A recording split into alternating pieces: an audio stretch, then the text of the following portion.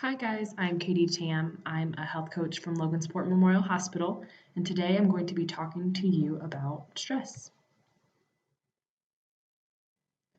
So we're going to get into, what is stress, how it affects our brain, our body, what are some major sources of stress, and then a lot of this is going to be about how can we manage it as far as our thinking, our behaviors, exercise, and nutrition. So one thing we probably all heard is that stress is normal. Most events in our life are stressful.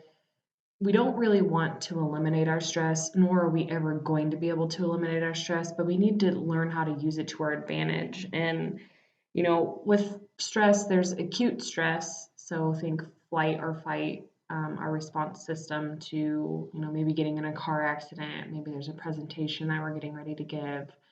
And then we have chronic stress, and that's what we're going to focus on more today than anything. So when we're chronically stressed, we probably don't even notice it anymore. We tend to kind of get immune to it, I guess. But when our stress levels, increase, then there are certain symptoms that will start developing. We have, moodiness, maybe we're easily agitated, possibly overwhelmed, we can't relax, scatterbrained, we avoid others, maybe we have low self esteem, maybe you're constantly worried, you can't focus. There's some other physical things like headaches, maybe digestive issues, maybe muscle tension and some aches in our body, chest pain, can't sleep, whether it's getting up in the middle of the night, or it's having trouble falling asleep. Maybe we're frequently sick. Maybe we're clenching our jaw. Maybe there's low energy. So there's a lot of different things there that maybe we're just used to at this point in time and don't necessarily attribute it to stress.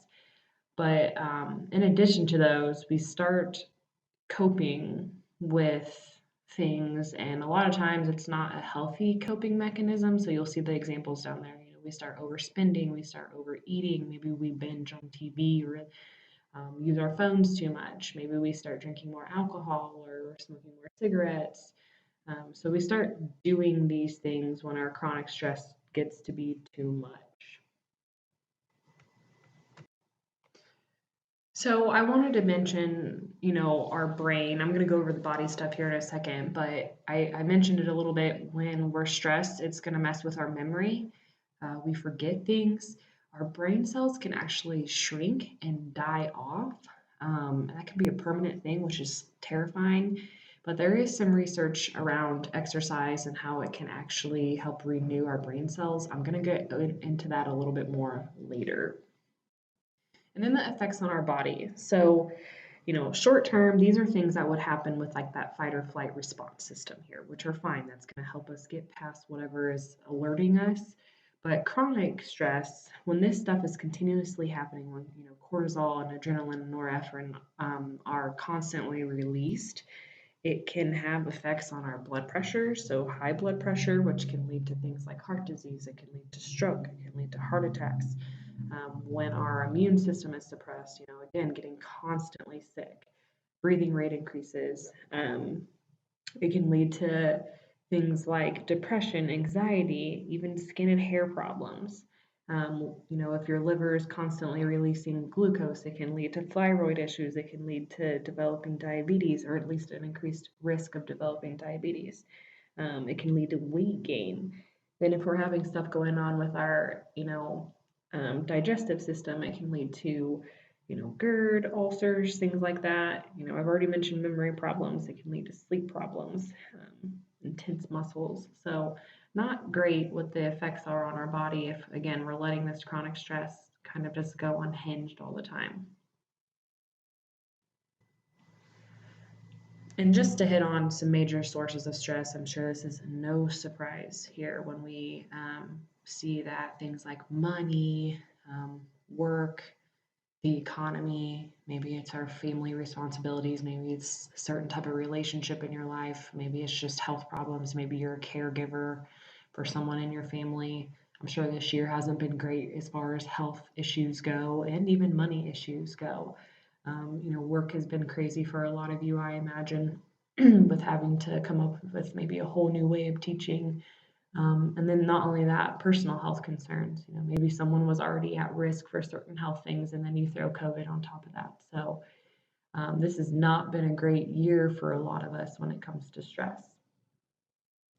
But the common denominator in all these situations or these events is you. And I'm sure you've heard some type of rendition of the quote, you can't control everything, but you can definitely control your reaction to the different situations and events that you are in.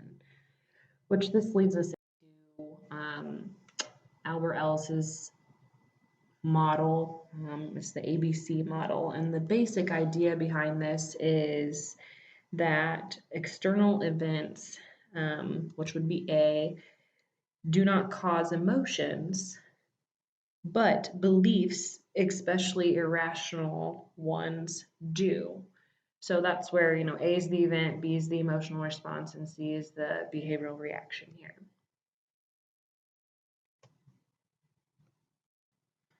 So with this model,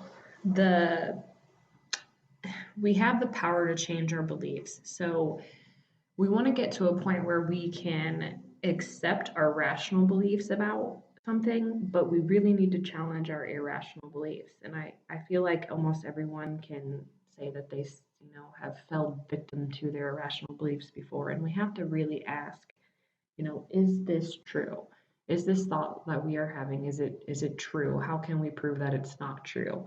And this takes some self-awareness. This takes maybe being uncomfortable and giving yourself some grace. So don't judge yourself too much in this, but it's going to help you keep your stress in perspective. It's going to help you respond to things maybe in a better way. And there's a suggestion here to do a stress diary, and I have an attachment later at the end that you can view on how this might help you, but it will help bring that self-awareness into, what are those irrational thoughts that maybe that keep coming up time and time again. And I will send that attachment out as well. So we'll get into the stress diary a little bit more later. So another school of thought is the readiness for change.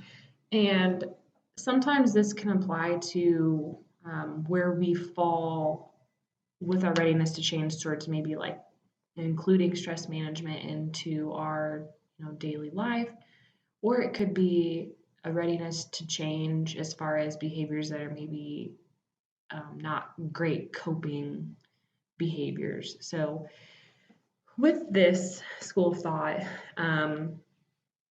there's different stages. There's 5 different stages here. And the first one, that awareness of need to change, that's kind of where you should change, but you're on the fence about changing, and you're weighing the pros and cons of the behavior. Maybe you're educating yourself. Maybe you're learning about benefits of changing. Of what are the benefits of including some stress management into your life? What are the benefits to maybe managing your time a little bit better? Then you think a little bit more about why you should change. Why is it important to you? How would this change your life if you did more stress management? What would happen if you didn't implement stress management or didn't make a change? Then you move into how you want to change. It's kind of the third stage here. So you start, really moving towards within the next 30 days, you're ready to make a change. You're sold, and now you just need to make a plan of action and start planning for success. So, how are you going to do it? What things are going to get in your way? How can you problem solve those? What things do you need? What tools do you need? And then you start, kind of have a date in mind, and then you take action. So that's the 4th stage there. You're doing what you need to be doing, whether it's the daily stress management, maybe you're practicing yoga every day, or maybe you're writing in a stress diary. Maybe you're doing a lot better at time management and prioritizing your time.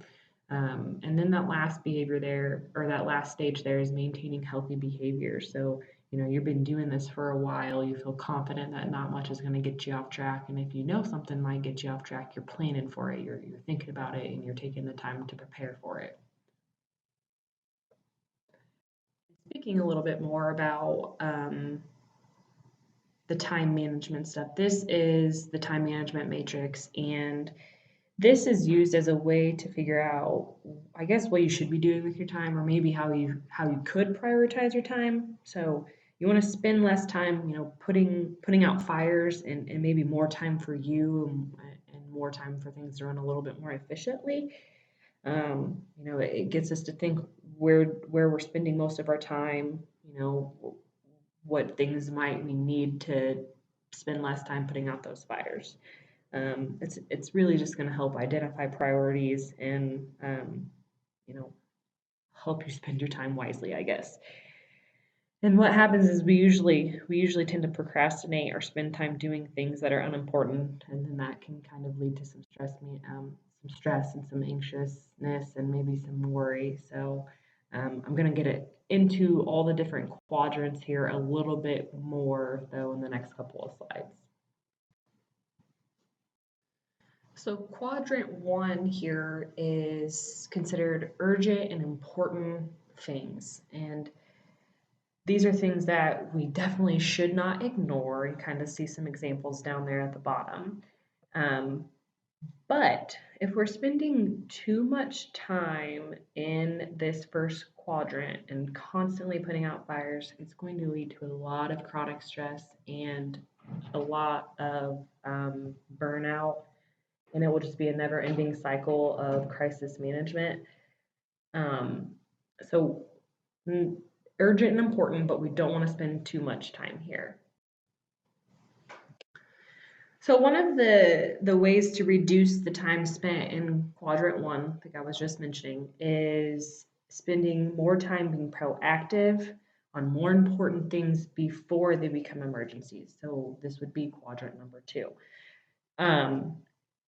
So this is all about planning, prevention, improvement, relationship building, recognizing new opportunities. So spending time on these important things could lead to a clear vision and a balanced life, discipline, control, and fewer crisis situations, which we know lead to a lot of stress. And you can see down there some of the different things that you could do to help with staying out of quadrant 1. So like, for example, prevention. Maybe you have a heart attack, quadrant 1. It's a medical crisis. Or maybe, that heart attack was from increased stress. So if in the future, maybe that you're at high risk for things like heart disease, if we look at quadrant 2 here, let's spend more time exercising, eating well, going to the doctor. You could even throw stress management in there for that prevention. So quadrant 3 is urgent but not important things. So what happens is that these things take away from the time that you can spend doing your important things. So if you don't set boundaries around these interruptions, I guess you can see down there, it can really take away your time and your focus from quadrant 2. And again, if you're not having enough time to do those important preventative things, then you're just going to, again, be spending a lot of time putting out a ton of fires that if you could just plan and set boundaries around these quadrant 3 things, it can help with reducing the stress that would come from quadrant 1. Then we have quadrant 4, which I would venture to say a lot of us go back and forth between quadrant 3 and quadrant 4, especially if we're really stressed out.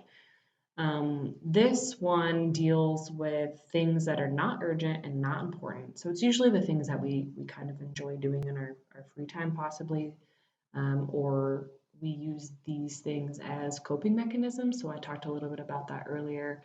Surfing the internet, watching TV, binge watching Netflix shows, maybe you really like video games or being on social media.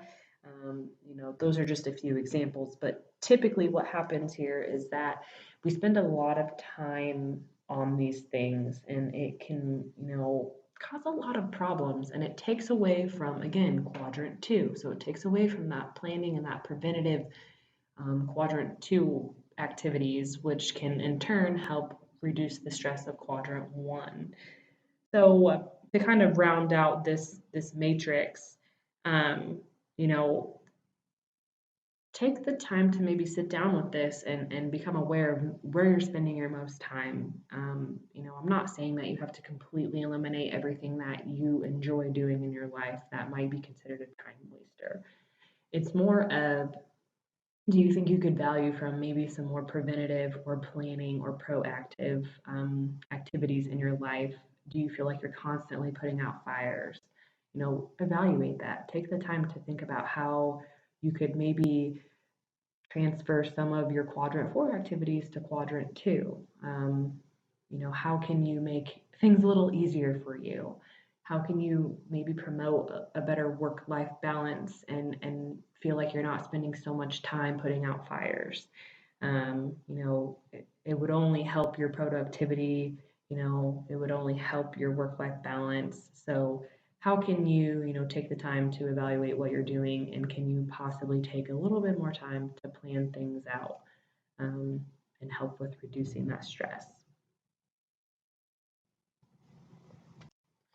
So two other behaviors that I'm going to hit on are, of course, exercise and nutrition. And I'm going to start with exercise here and we'll go over nutrition.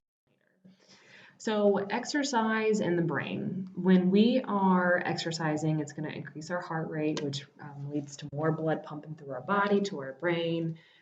It's going to help with more oxygen, which equals better nourished brain cells. So you'll remember me talking about how exercise can help with the depletion of cells. When we're chronically stressed, it can mess with our brain cells. So exercise can help boost the production of BDNF, which is brain-derived neurotrophic factor. And to get into that a little bit more, BDNF really helps support the survival of existing neurons and encouraging the growth of new neurons. And it can help with long-term memory. So that's what I was talking about earlier. When we're exercising, it's going to help keep those cells from shrinking and dying off. And as we age and deal with stress, same thing, or as we age, kind of the same thing, our brain cells die off. But you can fight that with exercise, but you have to continue to exercise. So there's a lot of other benefits to exercise, but when it comes to stress and our brain cells, obviously that's a huge thing that we want to promote. So this is one that we probably have heard a lot of with exercise. It's associated with releasing endorphins. So it's a feel-good chemical. It's usually called the runner's high, but it can be a natural painkiller. It's going to improve our mood, make us feel a little bit better. It's going to help us sleep. It's a natural sedative. So this is the one, again, it's most closely linked with that, but it's a great thing for our body. Then there's norepinephrine. So as we exercise, it increases the concentrations of that in our body. And another way of saying this is it helps play a role in the efficiency of our body's stress response. So when we're not exercising, we tend to have a worse reaction to stress than when we are exercising because of this hormone. In this particular study, that kind of drives that point home. So there were two groups. One was doing a 6-week conditioning program, and the other group didn't do anything. They were sedentary. So what they found was that over time, the people that were exercising remained pretty steady, like their bodies did when they were under stress, versus that sedentary group who, again, I just mentioned, continued to react strongly to stress-inducing situations. So exercise is really important for us when it comes to stress management. And this is just a quote, medication may work rapidly to lessen the symptoms of depression or stress feelings, but effects of regular exercise are longer lasting. So exercise is medicine. And now transitioning into food. Again, let food be your medicine and let medicine be your food. To get into this a little bit more, when we're stressed, we tend to have poor eating habits. The increased cortisol that's released when we are stressed out has been linked to increasing our appetite hormone. So we tend to eat processed foods, junk foods, things that are easy to reach for, things things that are packaged and easily opened. We don't have to make anything. We can maybe throw it in the microwave. Whatever it is, it's just we like to reach for those comfort foods or candy and chocolate because they tend to make us feel better. But all those foods can trigger a stress response in our body. So refined sugar, white flour products, salt, caffeine, all the things we know and love, these things are all found in, fried food, fast foods. If we go out to a restaurant, most of our foods are fried. If we eat candy bars, cookies, cakes, donuts, caffeine, a lot of us will drink a lot of caffeine, our coffee fixes. And I didn't really put on here alcoholic beverages, but that's another one as well. So most of the same foods can compromise the immune system as well. So same thing, soda, processed foods, refined carbs, white flour, processed flour, alcoholic beverages, all these things can contribute to stress responses and making us feel a little bit worse. And it's usually just because we're using food as a coping mechanism. Not to mention all the other health problems that overeating these foods can lead to. So to promote a healthy immune system, it's good to eat a variety of food colors. So I think one of the campaigns at one point in time for like fruits and vegetables was Eat the Rainbow, which is a great idea. The deeper the color or the more colorful your plate is, the better. There's a lot of nutrients and minerals and phytochemicals that fruits and vegetables have that can help with fighting off disease and helping with stress. Choose foods high in antioxidants because they can help reduce the inflammation. So things like blueberries are a huge one that can help with that. Really any type of berries, but most fruits and vegetables will help with the antioxidants. Drinking water, keep hydrated. Soda tends to not be a great choice. So water tends to be the better choice there. Teas would be helpful. Reducing your caffeine consumption. So if we're drinking too much caffeine, it can make us feel even more anxious or worrisome or jittery. So can you try decaf? Can you try tea that has a little less caffeine? Maybe reduce energy drinks, including fresh herbs and spices in your meals. Again, those things will bring some flavor and help reduce, salt, maybe reduce, the fact that you have to fry something to add flavor or, herbs will contain phytochemicals just like fruits and vegetables. Consume an adequate amount of fiber. So, I just keep talking about fruits and vegetables, but again, they have a lot of fiber in them, but also whole grains. So, 100% whole wheat, 100% whole grain products, whole wheat pasta, brown rice, oatmeal, quinoa.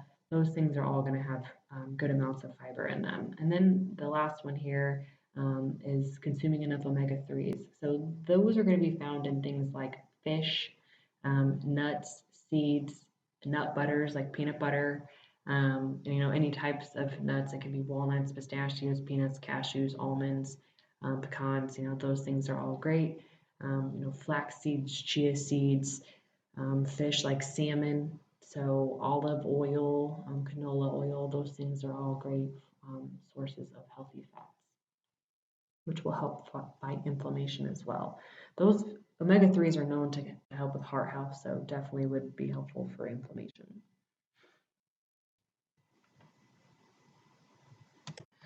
So this is what I was mentioning earlier about some challenges you can do for yourself. And the first one here is the time management exercise. So I have an attachment that I will show you, but you could also do your own template or even use the time matrix quadrants where you could write down, maybe where you're spending a lot of your time and what things you're spending your time on. But this will help you figure out what is causing you the main stress. Then the stress diary, that would be more of bringing some self-awareness to what events are causing stress, but how you're reacting to those.